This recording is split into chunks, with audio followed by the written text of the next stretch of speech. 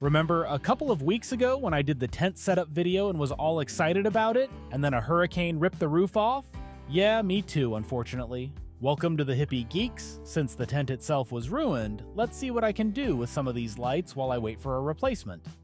On the upside, almost all of the Spider Farmer gear in the studio actually survived the hurricane and the immense amount of water that ended up in here, but not all of it. The two exceptions were the tent itself and the exhaust fan.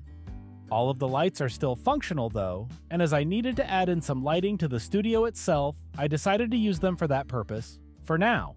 I am going to be reusing the Glow 30 supplemental lights, along with the UV lights that came bundled in the Deep Red / UV set that we also took a look at. First up is the Glow 30, and I wanted to reuse these as lighting near the shelving that I have put up in here, as there is pretty much going to be a corridor in this area once all of the gear I am expecting arrives. So I set each one of them up on the loft supports as you can see here. The upside to putting them here is that they make it really easy to see everything that I have on the shelves, which is nice, but when it is dark in here they are really throwing a lot of glare onto my monitors, which is not ideal, so I am going to have to try something else. Now, you may be wondering how I am actually mounting these lights, as I do not have any more of the Velcro to use on the wood, and not to mention that when hung like this, I don't exactly trust sticky Velcro to keep it from falling on my head. Well, the nice thing about the clips that you hook the lights into is that they already have a hole in them, and if you put a screw into there and mount it onto any wood surface, it will work great to hold them in place without having to modify them at all, which is really great. Another great but unexpected consequence is that the screw actually holds the pieces of the clip together so that they no longer try to rotate, which is pretty great. After figuring out that the previous layout wasn't going to work, I decided to try them all out in a line on the support that runs right over the top of where I sit, and I was hoping that with its position it wouldn't throw quite so much glare onto the screen. While this placement did help, it wasn't quite right either, and after trying it out for a night, it was pretty obvious that I was going to have to do something else.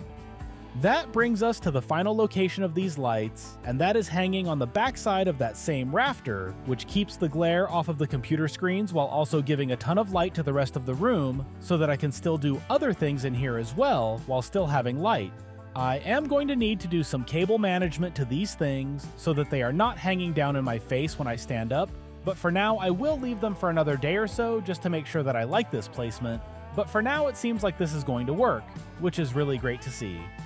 So, after a couple of nights of using it like this, I decided that I don't need a light this bright all the time, but I do want to add a bit of light in, and this is where the UV light comes in.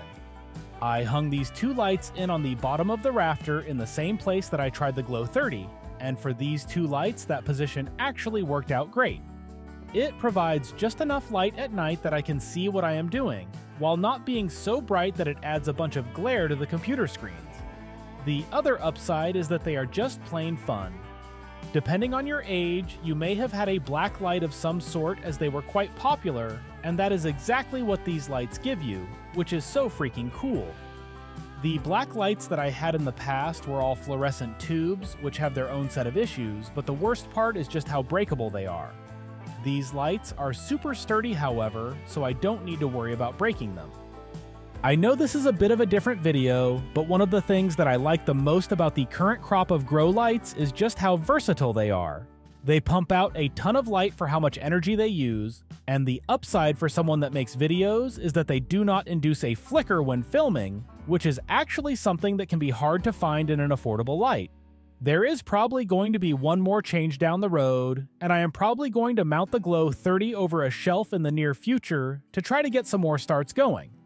These put out just enough light to do something like that, and if I were to combine these lights with a heating pad, I think that I could really see some magic happen.